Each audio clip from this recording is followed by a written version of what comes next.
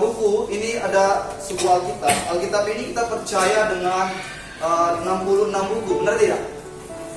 Biasanya kita terbiasa menganggap Alkitab sebagai 66 buku yang masing-masing berdiri sendiri dengan pesan dan tema yang berbeda-beda.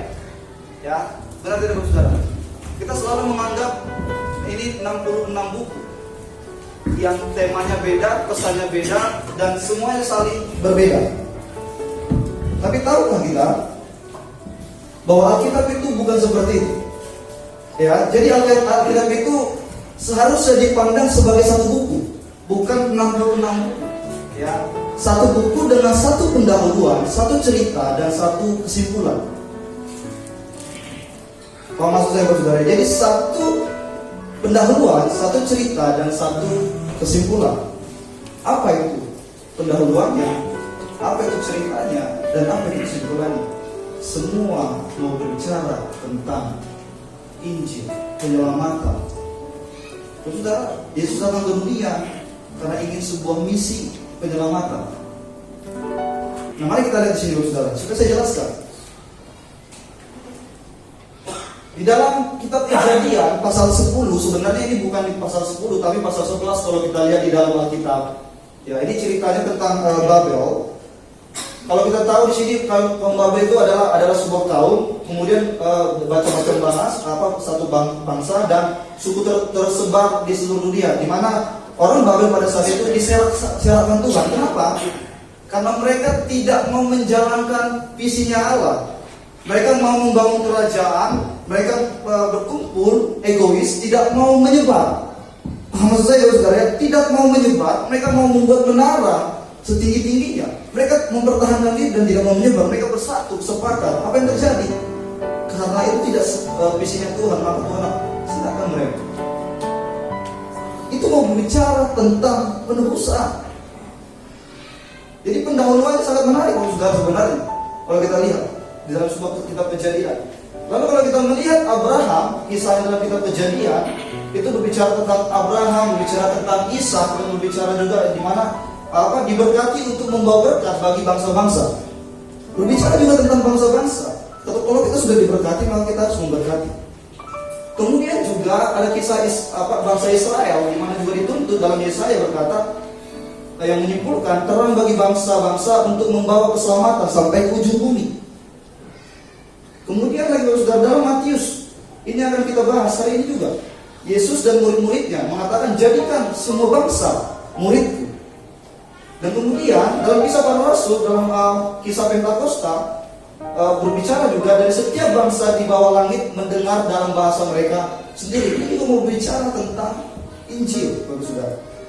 Lalu di dalam kitab Wahyu menyimpulkan kesimpulannya, berbicara tentang surga. Semua orang dari semua suku dan bangsa dan bahasa berdiri di hadapan tahta. Jadi ada visi berbicara sebuah bangsa. Jadi bagi saudara, satu kesimpulan, satu pendahuluan, ya, satu cerita. Artinya apa? Diberkati untuk menjadi berkat bagi segala bangsa. Ini dulu kita tangkap, saudara, ya. Maka kalau kita tahu ceritanya, Yesus datang ke dunia ini memang untuk orang berdosa, untuk jiwa, saudara, yang sudah berdosa itu. Nah, mari kita lihat, Bapak Ibu. Di belakang kata-kata apa yang menjadi penghalang terbesar bagi misi dunia, itu ada sebuah gambar lingkaran, itu bumi, lalu ada warna merah, ya. Nah, itu adalah kekristenan di seluruh dunia. Ini datanya dari Joshua Project, Bapak Saudara. Boleh dilihat, Joshua Project itu spesifik membahas tentang penginjilan. Joshua Project ada di dalam internet, cari aja Joshua Project. Bisa nanti dapat data ini. Di sini ada garis itu, ya. Jadi umat Kristen tidak lebih dari setengah, ya, tidak lebih dari setengah di dunia ini. Dan tahu Bapak Saudara sudah berusaha berapa tahun? 2000 tahun berusaha, hasilnya cuma tidak lebih dari setengah. Inilah, ya, ini tidak lebih dari setengah. Ini orang ini tetap setengah. Ini masih belum Kristen. Sudah mendengar, tapi ada juga yang belum terjangkau, ada juga yang sudah mendengar tapi belum bertobat. Ini simpulannya, kurang dari setengah, Bapak Saudara, umat Kristiani di dunia ini. yang menjadi hambatan, saudara? Apa yang menjadi hambatan? Ada orang berkata, oh iya karena hambatan geografis. Hambatan geografis itu iklimnya buruk. Kemudian jauh, susah dijangkau. Kemudian juga sulit dicapai. Kemudian juga suka berpindah-pindah dan lain-lain. Itu hambatan geografis kan. Dan ada juga mengatakan hambatan linguistik. Ya, hambatan linguistik itu bahasa tidak tertulis. Kemudian juga tidak ada Alkitab dalam bahasa mereka. Jadi sehingga kita sulit untuk menginjili. Kemudian tidak dapat membaca mereka dan lain-lain sebagainya. Ini alasan yang dipakai. Kemudian juga ada hambatan politis. Oh iya, tidak diperbolehkan masuk. Gimana mau menginjili? Tidak diperbolehkan masuk. Pemerintah tidak mendukung, ya. Larangan melakukan penginjilan. Kemudian di bangsa itu sedang ada peperangan. Kemudian juga ada lagi yang mengatakan hambatan budaya. Ada penganiayaan, kemudian itu tertutup pada perubahan. Jadi nggak mau berubah itu budaya. Seperti ada contoh untuk budaya-budaya Batak, itu kan berubah, tak mau berubah seperti itu. Jadi kadang-kadang membuat hambatan dalam penginjilan. Kemudian kekristenan dipandang sebagai agama asing dan lain-lain. Dan kemudian tidak dikenal. Nah kalau tidak dikenal ini istilahnya lebih kepada kita tidak mengenal yang sedang kita ingin jangkau. Jadi kita tidak mengenal, tidak tahu di mana rimbanya. Istilahnya begitu. Jadi itu yang menghambat. Oke. Nah mari kita lihat Bapak Saudara. Jadi apa yang menjadi penghalang terbesar bagi misi dunia? Benarkah yang saya sebutkan tadi? Saya pikir tidak Bapak Saudara. Jadi yang menjadi penghalang terbesar bukan itu, tapi adalah manusia. Ini yang menjadi penghalang terbesar. Kenapa? Takut gak mau. Lebih baik diam di sini. Di dalam tadi Alkitab kita berkata Matius 24 ayat 13, kalau Injil sudah diberitakan di seluruh dunia, itulah kesudahannya.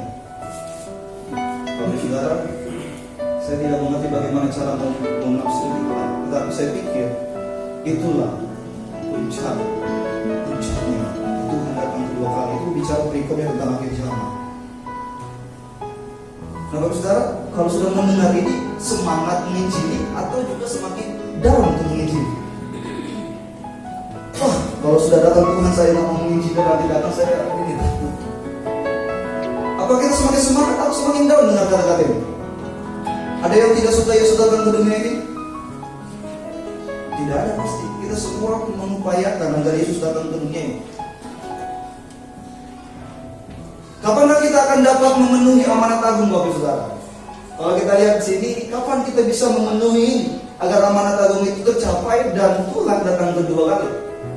Kalau kita hitung-hitung 2000 tahun, balikan lagi. Kalau kita hitung itu 2000 tahun, itu berusaha, berupaya. Bayangkan coba kalau dikasih lagi 2000 tahun lagi, mungkin setengah lebih.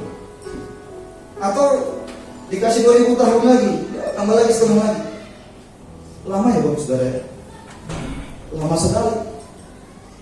Tapi kalau manusia semuanya sepakat, satu visi, satu kesimpulan, saya pikir dalam tempo 200 tahun sebuah bangsa akan dikatakan dimenangkan. Kalau semua sepakat manusianya, cuma manusia sekarang kebanyakan takutnya. Ya di Indonesia kita tahu lah FPI, contoh begitu kan. Ya kita tahu lah Indonesia ini tidak terbuka dengan kekristenan. Kita kan minoritas, jadi harus punya hikmah. Ya kan Saudara? Mari kita lihat ada satu video yang menceritakan kisah umat Kristiani yang dibantai habis-habisan dan menderita pada saat zamannya, bukan zaman kita, Saudara.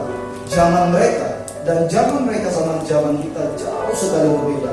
Lebih aman zaman kita, tapi kita menjadi manusia yang menjadi gereja yang lebih bertahan di tempat, tidak mau menginjili karena banyak alasan. Silakan dipasang. Oke, jadi Bapak Ibu Saudara, kita tidak boleh melupakan sejarah, kita tidak boleh melupakan peristiwa yang sudah pernah dulu terjadi. Ya Bapak Saudara ya. Jadi itu adalah sebuah peristiwa di mana kekristenan pada saat itu diambang, digoncang oleh pemerintahan yang tidak mendukung.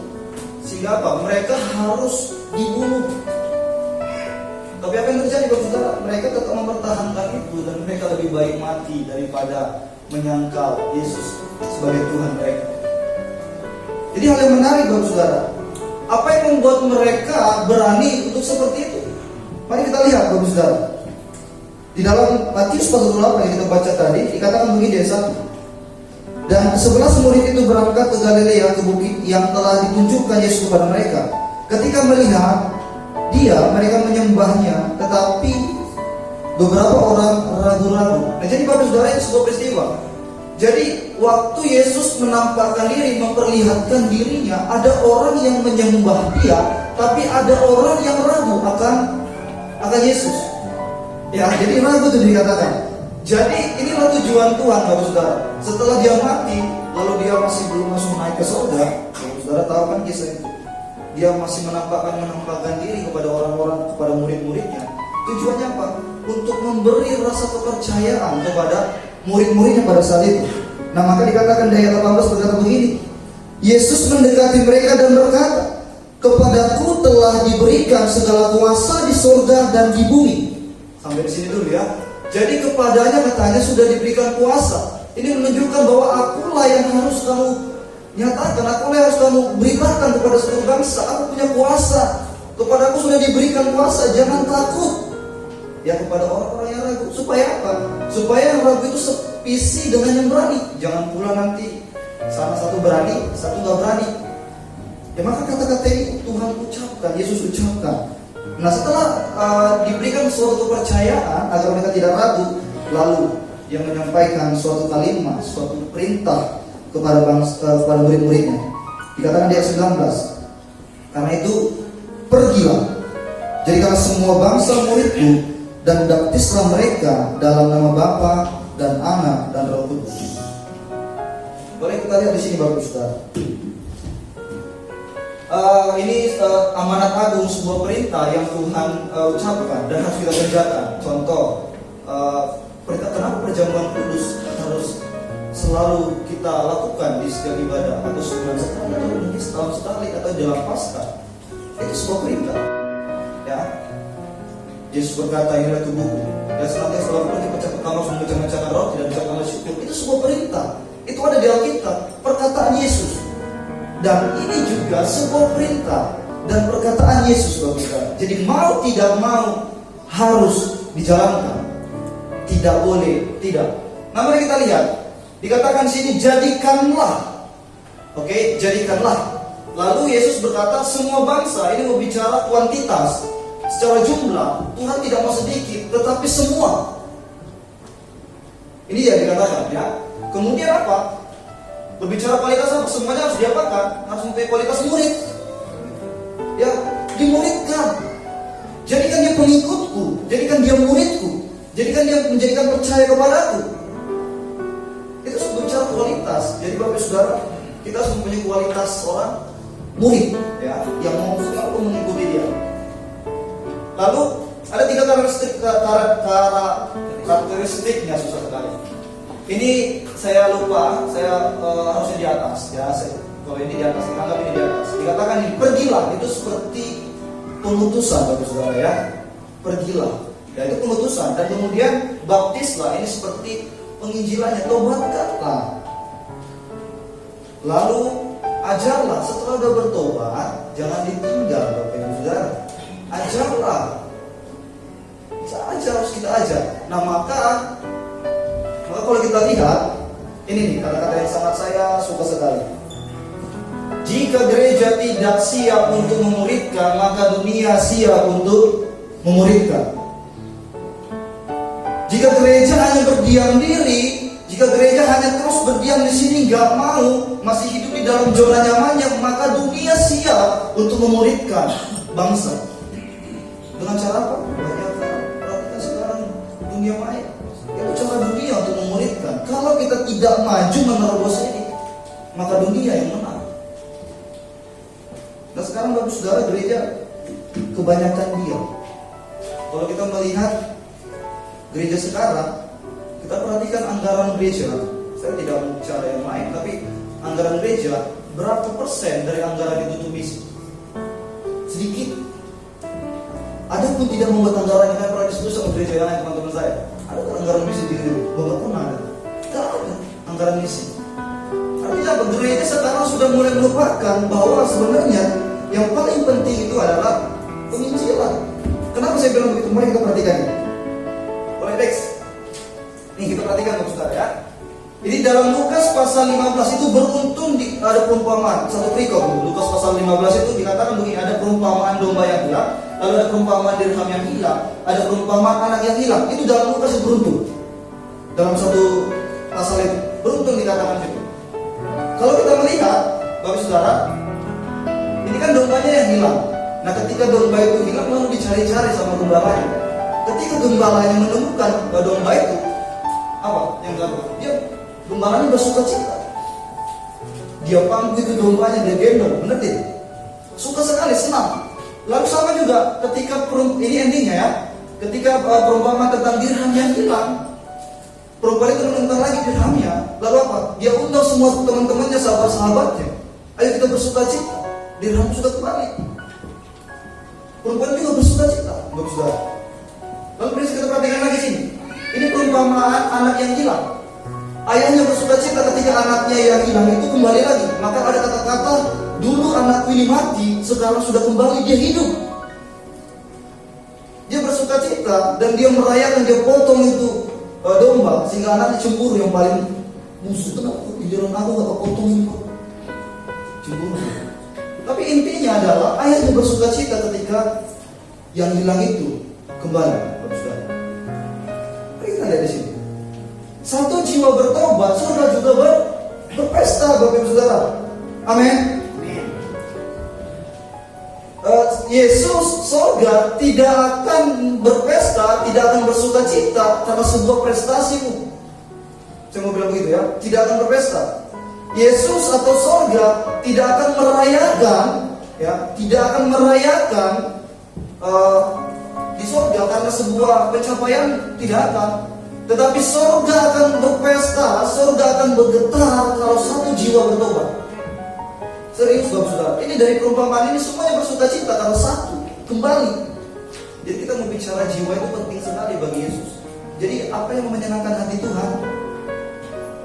Dalam buku Rikoran, The Purpose of the Life berkata tujuan manusia hanya satu, menyenangkan hati Tuhan. Lalu menyenangkan hati Tuhan itu seperti apa? Inilah yang membuat dia bersuka cita. Bahkan surga pun akan merayakannya, Bapak Saudara. Jiwa Bapak Saudara, lagi-lagi jiwa.